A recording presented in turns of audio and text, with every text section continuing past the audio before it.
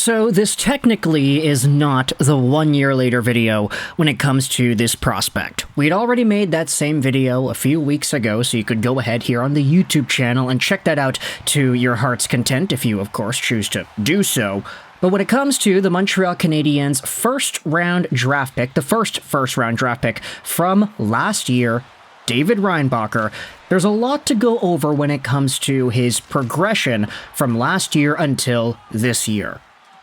Now, I get it, you could say, wait a minute, progression? Isn't that the exact same thing as the 1 year later formula that you made, Lego? And yes, while you could very well make that debate that it is, I wanted to use some other perspectives and other ideas to present this video in greater detail, because what I wanted to refer to was David Reinbacher and his updated JFresh player card.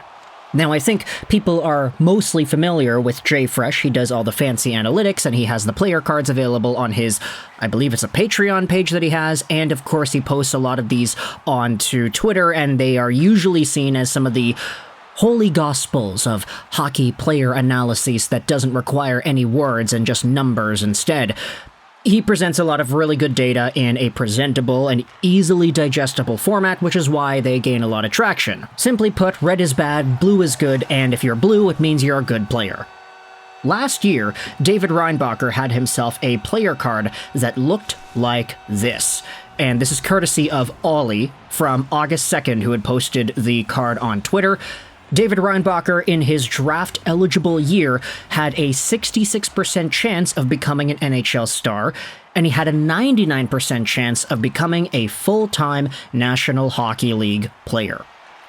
The data was from Elite Prospects, and the NHL equivalency score model was from Top Down Hockey, and what essentially JFresh is saying here is, based off of the statistics from his draft-eligible season, courtesy of Elite Prospects, and using the top-down hockey model, which takes these statistics and plugs it into an NHL equivalency score formula, David Reinbacher had a 17.1 equivalency score, which spat out some of these numbers. Now, if you're familiar with a lot of the real JFresh cards, and I say real JFresh cards because they usually do have a lot more numbers than just this, you will recognize a significant lack of finer details. There's no offensive goals for percentage, penalties, and power play, and shooting percentages and everything. It's not there because this player card just uses stats from Elite Prospects, which is just straight up points, games played, goals, and assists, not like some of the NHL equivalency score wins above replacement models, which include these fancy statistics. Elite Prospects just does not have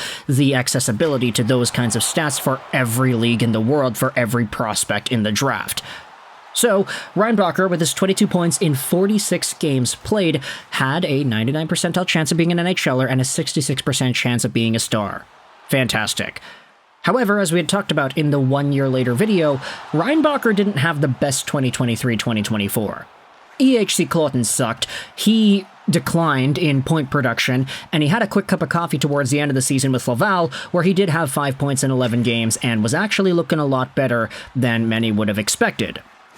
With this in mind, though, there was an updated player card for David Reinbacher posted by Paul Airoldi, and unfortunately, the numbers did end up lowering themselves a bit.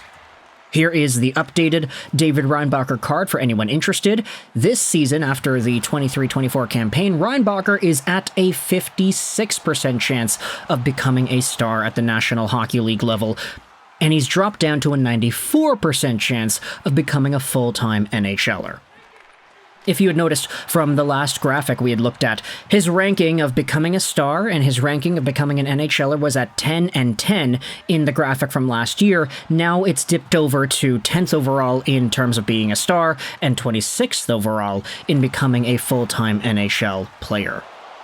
Now, I kind of have a difficult time believing that there are 16 names that separate 94% of becoming an NHLer and 99% of becoming an NHLer, but still, you can understand the decline here, and even if you look at the NHL equivalency timeline, what was a 17.1 NHL equivalency score from last season dipped down to 12.5 this season because of his, of course, lack of production compared to the prior year. You can also see the slight decline in NHL projectability percentage and star projectability percentages. And while it doesn't look great on paper to see a guy go down in this way, it still gives a lot of Canadiens fans optimism, or at least it should, when you acknowledge that the model has him at a 56 percentile chance of becoming an NHL star. Now, you can have your own opinions as to what a star really is, but I mean, look, 56 out of 100, that's a really good set of odds. I mean, if you had a casino game that was 56 out of 100, or you do the math there, what is that? 28 over 50, which is, 14 over 25. If you had a 14 out of 25 chance at getting an NHL superstar out of David Reinbacher, I think that would be seen as a pretty alright bet. But of course, though, there are some arguments in the replies of this tweet, as there always seems to be when it comes to the Canadiens in this pick. Imagine drafting the 5th best defender in his class over a prospect who broke records in the best league in Europe. The Swiss league hasn't developed NHL players in the last decade. Oliver Bonk is better than Reinbacher. Axel Sandin Pellikka is better than Reinbacher. Dmitry Simashev better than Reinbacher. Will Ander is better than Reinbacher. And I think it's fair to say that a comment like this could be seen as bait, but it does, beg to question what exactly the Canadiens could expect into the next few years when it comes to discourse from fans that are not Montreal Canadiens fans. Everybody is going to be harping on this Reinbacher over Michkov thing for years. It's going to be like that inevitably. I think a lot of Canadiens fans have already come to accept that, and for sure, getting Ivan Demidov in the next draft 1 year later certainly made things easier to stomach, but at the same time, a lot of hockey fans that are not Canadiens fans are going to look at the J-Fresh David Reinbacher model and be like, hey, the guy is declining, his NHL equivalency is going down, is he really going to be a 5th overall caliber player? And maybe there exists a world, or multiple worlds, where David Reinbacher is just nothing too special. Maybe he is a guy who becomes, let's say, a middle 4 right-handed defenseman with some pretty alright two-way stability, and maybe he's a guy who's worth about $4.5 to $5 million a year. Not the most expensive, impressive, or fantastic guy out there, but just a nice, solid piece. Even if that is the guy that Reinbacher becomes, even if Matvei Michkov gets an 80-point season one day, or he has a 50-goal season, or Axel Sandin Pellikka has more points, or a bunch of other guys are much better than Reinbacher who were taken after him. At the end of the day, the Montreal Canadiens have a plan, and I think the way they've constructed their team, they've been taking guys that fit those spots. Positional need, while everybody says you shouldn't draft for it, I think Kent Hughes has built his squad in a way where now, in 2024, you could say that he took those risks in drafting for need, but I don't think he really is hurting his team with this kind of thing. Not unless David Reinbacher becomes the second coming of Olli Juolevi, do I think this is going to be a bad pick, quote-unquote. And hey, I was the guy that said that Reinbacher projected similarly to Moritz Seider, and I was a really big fan of that when he was taken 6th overall by Detroit in 2019. So let me know your thoughts in the comment section below about David Reinbacher and the progression from last year up until this year, and what are your thoughts on his overall profile getting worse?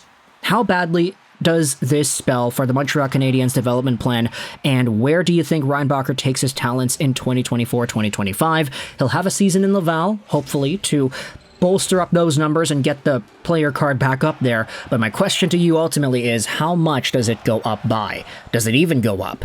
Let's say David Reinbacher is too good for the AHL, and he actually starts playing in the NHL. What happens then? What's the entire timeline and progression for what Reinbacher's going to be able to accomplish, and at what point is he a full-time NHL guy? To J-Fresh Model's credit, it still says that Reinbacher has a 96 percentile chance of becoming a full-time NHL guy, 82-game caliber player, which is awesome. I mean, you want to take NHL playing guys in the 5th overall spot, but of course, the question is always just going to be, did the Canadiens pass up on talent that was better than Reinbacher in that spot? I guess we'll never know, right? Or at least we won't know until this time 20 years from now. So let me know your thoughts in the comment section below about David Reinbacher and the entire conversation with him and his player card. I hope you enjoyed this video, and bye.